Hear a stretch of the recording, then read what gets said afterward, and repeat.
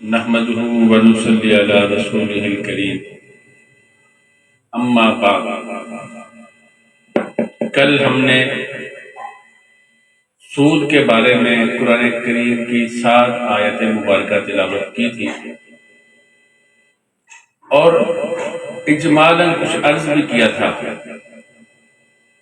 ربا کی 2 قسمیں ہیں جسے سود کہتے ہیں۔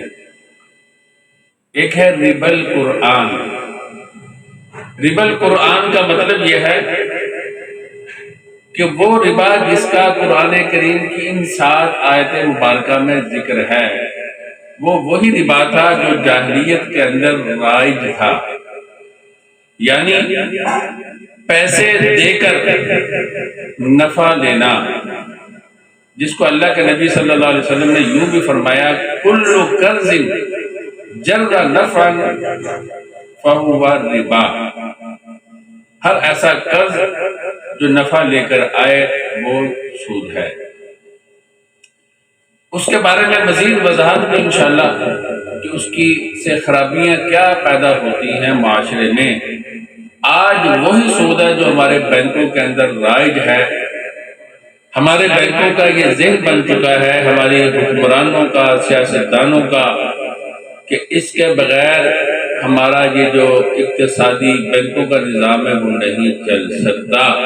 یہ ایک شیطان نے ہمارے حکمرانوں کے اور ہمارے جو اقتصادیات کے ماہرین ہیں ان کے ذہن میں یہ بات ڈال دی۔ تو اس کے بارے میں معیشت کو کچھ بھی ہو مگر اللہ کا جب حکم آ جائے تو ایک مسلمان کا یہ فرض بنتا ہے وہ سرے تسلیم خم ہو جائے۔ مگر اس کے فوائد کیا ہیں اور یعنی اس سے بچنے کی صورت میں کیا کیا فوائد ملیں گے، اور اگر اس سے نہیں باز آئیں گے تو کیا کیا نقصان ہوں گے، اس پر بھی انشاءاللہ بات کروں گا کسی دن۔ دوسرا ربا جسے حدیث نے جسے حرام قرار دیا ہے، جس کا حدیث میں ذکر ہے، اسے ربا الحدیث بھی کہتے ہیں، ربا الفضل بھی کہتے ہیں، ربا النسیہ بھی کہتے ہیں، ربا التفاضل بھی کہتے ہیں۔ اللہ کے نبی صلی اللہ علیہ وسلم نے فرمایا، یہ مشکاہ شریف میں روایت ہے، الذهب بالذهب، سونا جب سونے کے بدلے میں معاملہ کیا جائے، فروخت کیا جائے، الفضة بالفضة، جب چاندی کے بدلے میں اس کا لین دین کیا جائے، البر بالبر والشعیر بالشعیر، جب گندم کے بدلے میں، شعیر کہتے ہیں جو کو، جو کے بدلے میں جب تبادلہ کیا جائے۔ فرمایا والتمر بالتمر، جب تمر کھجور کو کہتے ہیں، کھجور کا کھجور کے بدلے میں تبادلہ کیا جائے۔ والملح بالملح، ملح کہتے ہیں نمک کو، نمک کا نمک کے بدلے میں۔ یہ 6 چیزیں نبی اکرم صلی اللہ علیہ وسلم نے ذکر فرمائی، پھر فرمایا مثلا بمثل سواء بسواء یدا بید، جب ان 6 چیزوں کا آپس میں معاملہ کیا جائے، لین دین کیا جائے، خرید و فروخت کی جائے، فرمایا ایک تو یہ کہ برابری ہونی چاہیے، دوسری بات فرمائی کہ یہ اس میں ادھار نہیں، یدن بیدن، نقد ہونی چاہیے، ادھر سے دو ادھر سے لو، اس میں ادھار نہیں کرنا چاہیے۔ اب یہ 6 چیزوں کو رسالت مآب صلی اللہ علیہ وسلم نے ذکر فرمایا، جن میں سونا ہے، نمبر 2 چاندی ہے، نمبر 3 گندم ہے، نمبر 4 جو ہے، نمبر 5 کھجوریں ہیں، نمبر 6 نمک ہے۔ تمام علماء کا، ائمہ مجتہدین کا اتفاق ہے کہ حکم یہیں تک بند نہیں ہے، یہ 6 چیزیں بطور مثال کے ذکر فرمائی ہیں۔ اب اس کی علت کیا ہے؟ ظاہر ہے جب حکم آگے چلائیں گے، اسے کہتے ہیں علت کی وجہ سے آگے چلے گا نا، کہ آپ صلی اللہ علیہ وسلم نے ان چیزوں کو جو ذکر فرمایا، آخر اس میں کیا وجہ تھی؟ اسی کو کہتے ہیں اجتہاد۔ اکثر لوگ اسے بھاگتے ہیں مگر کرتے پھر وہی ہیں، اسے اجتہاد تو بہت اعلیٰ چیز ہے جب اپنی شرائط کے ساتھ ہو کہ اللہ اور اس کے رسول صلی اللہ علیہ وسلم کے کلام کو سمجھنا کا نام ہی اجتہاد ہے نا. حکم کا بنا کس علت پر ہے؟ تاکہ دوسری چیزیں جو ہے جن کا ذکر نہیں کیا گیا ان کو بھی ساتھ جوڑ دیا جائے. یہ بہت بڑا کام ہے جو ماہرین وہی کر سکتے ہیں. تو بعض لوگ اس سے بھاگتے ہیں بعد میں. یہ بہت اعلیٰ چیز ہے, بہت ہلکے ہلکے سارے ڈھونڈتے تھے, اجتہاد کے بعد گزارا نہیں. یہ حدیث صحیح ہے یا ضعیف ہے کس نے بتایا؟ ائمہ نے بتایا, ان کی تقلید کرتے. اور اسی طرح یہ کس نے بتایا کہ یہ سنکھیا زہر ہے؟ کبھی کھا کے دیکھا ہے؟ جو سنکھیا کھائے وہ واپس بہت مشکل سے آتا ہے, دوڑ لگاتا ہے. اس کو سم الفار بھی کرتے ہیں, بھاگنے والے کا زہر, دل پہ اٹیک کرتا ہے. کس نے چکھا ہے, کھایا ہے؟ اعتماد کرتے ہیں. تو اعتماد کا نام ہی تقلید ہے. اعتماد نہیں کریں گے تو کیا کریں گے؟ اعتماد کے بغیر اس دنیا میں گزارا نہیں ہے. والد کو اعتماد کیا, یہ تقلید ہوگی.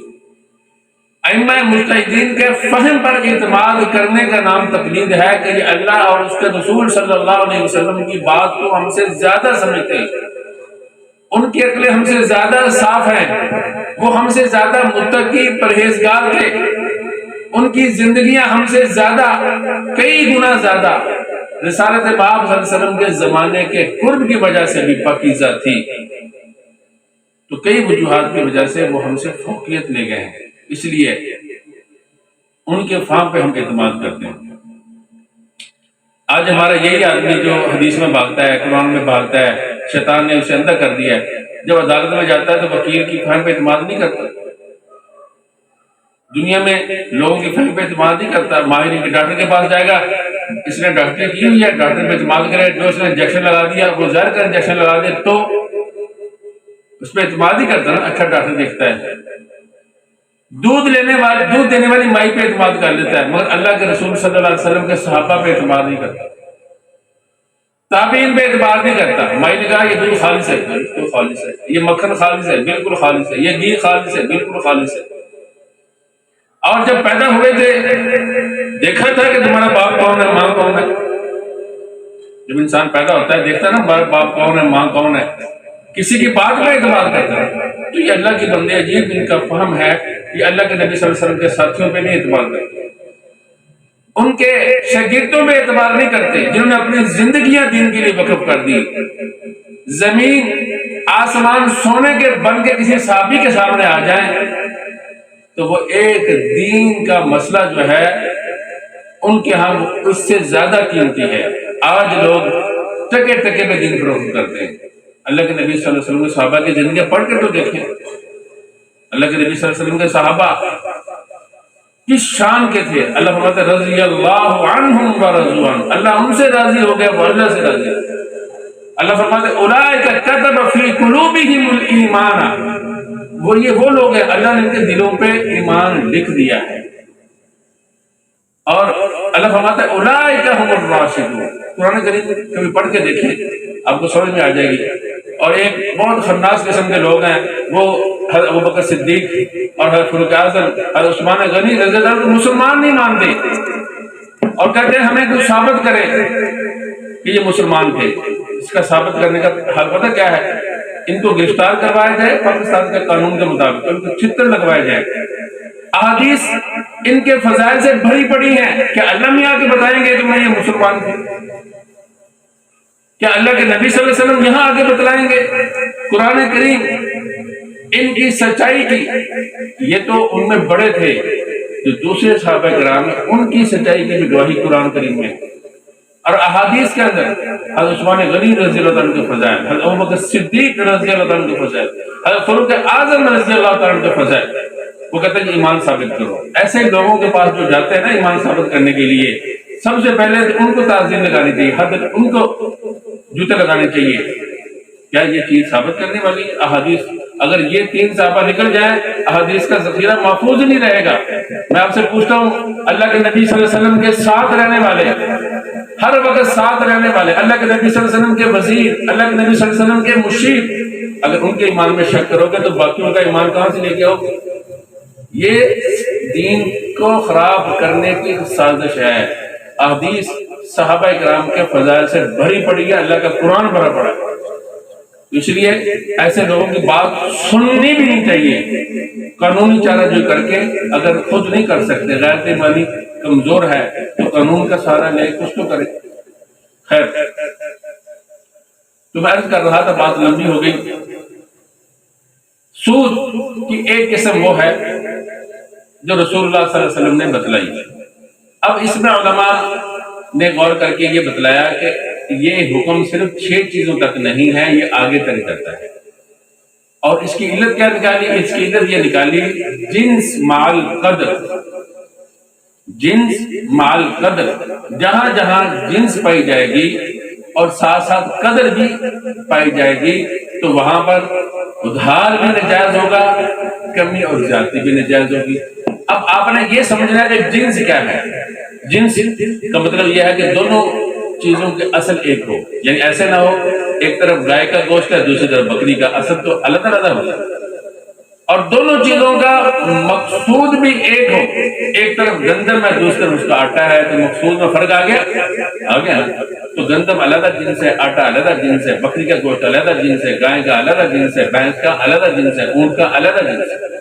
جنس ایک ہو، ادھر بھی گائے کا گوشت ہے ادھر بھی گائے کا گوشت ہے، ٹھیک ہے، ادھر بھی گندم ہے ادھر بھی گندم، ادھر بھی جو ہے ادھر بھی جو، ادھر نمک ہے ادھر بھی نمک ہے، یہ مطلب ہے جنس سے۔ قدر کا مطلب یہ ہے کہ وہ چیزیں کیلی ہو دونوں۔ کیلی کا معنی جو کیل کر کے، جیسے دودھ لے جاتے ہیں نا، وہ کیل کر کے دیتا ہے، برتن بھر کے دے دیتا ہے کہ 1 کلو ہو گیا، 1 لیٹر ہو گیا، وہ کہتا ہے، اسے کہتے ہیں کیلی چیز۔ بعض ہوتی ہے وزنی، ان کو وزن کر کے دیا جاتا ہے، تول کر دیا جاتا ہے ترازو میں۔ تو اگر ادھر کیل ہے ادھر بھی کیل ہے، تو اسے کہیں گے قدر ایک ہو گیا۔ اگر ادھر بھی وزن ہے تو ادھر بھی وزنی چیزیں ہیں، تو کہیں گے قدر ایک ہو گیا، یہ قدر ایک ہونے کی۔ اگر ادھر وزنی ہے ادھر کیلی ہے، تو کہیں گے کیل مختلف ہو گیا۔